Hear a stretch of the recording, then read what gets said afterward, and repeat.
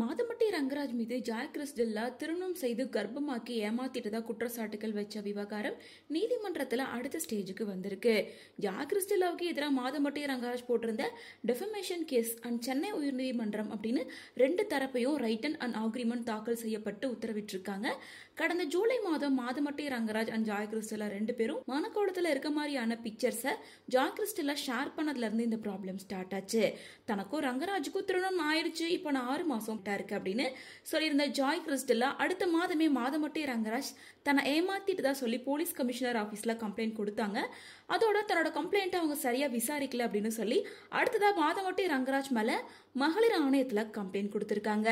ஜாயோட புகாரை விசாரிச்ச மகளிர் ஆணையம் மாதமட்டி ரங்கராஜ் எல்லாத்தையும் ஒத்துக்கிட்டாரு. அவர் மேல கிரிமினல் கேஸ் போட சொல்லி காவல்துறைக்கு ரெக்கமெண்ட் பண்ணியிருந்தாங்க. இதுக்கப்புறமா கடந்த சில நாட்களுக்கு முன்னாடி தான் ஜாய் கிறிஸ்டல்லாவுக்கு அழகான ஆண் குழந்தை பிறந்துச்சு. அந்த குழந்தைக்கு ராகா மாதமட்டி ரங்கராஜ் அப்படின்னு பேர் வச்சிருக்கிறதா சொல்லியிருக்காங்க. ஆனா மாதமட்டி ரங்கராஜ் நான் எதையுமே மகளிர் ஆணையத்துல ஒத்துக்கல, அவங்க பொய் சொல்றாங்க.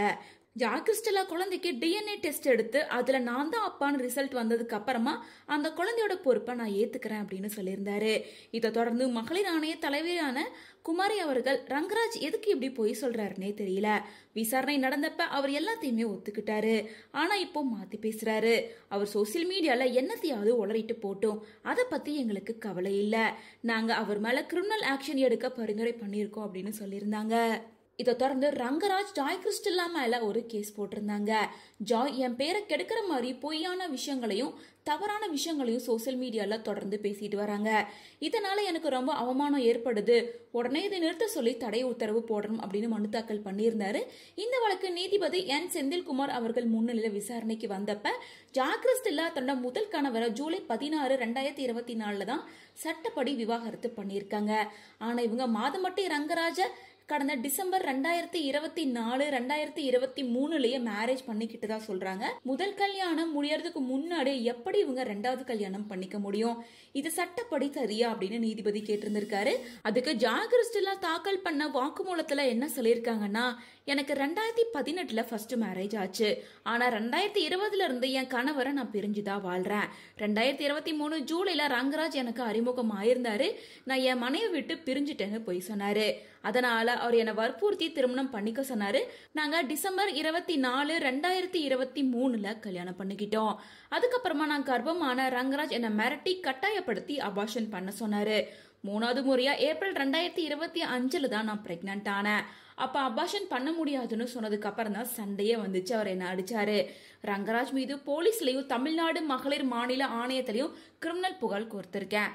சோ அதனால ரங்கராஜோட கோரிக்கைய கோர்ட் தடை செய்யணும், தள்ளுபடி பண்ணணும் அப்படின்னு ஜாய் சொல்லியிருக்காங்க. இதுக்கு ரங்கராஜ் என்ன சொல்லியிருக்காருன்னா, ஜாய் கிறிஸ்டல்லா சமூக வலைதளங்கள்ல தவறான ஹேஷ்டேக்குகளை பயன்படுத்துறதால ரங்கராஜோட கேட்டரிங் நிறுவனத்துக்கு 12 கோடி ரூபாய் கான்ட்ராக்ட் கிடைக்காமலே போயிருக்கு, பெரிய நஷ்டம் ஏற்பட்டிருக்கு அப்படின்னு சொல்லியிருக்காங்க. ரெண்டு தரப்பு ஆர்குமெண்ட் கேட்ட நீதிபதி வழக்குடைய தீர்ப்பை ஒத்தி வச்சிருக்காரு. இதை தொடர்ந்து ஜாய் கிறிஸ்டல்லா குழந்தைக்கு ராகா மாதமட்டி ரங்கராஜ் அப்படின்ற பெயர்ல ஒரு இன்ஸ்டாகிராம் ஐடி ஸ்டார்ட் பண்ணிருக்காங்க. அதுல ஒரு போஸ்டும் போட்டிருக்காங்க.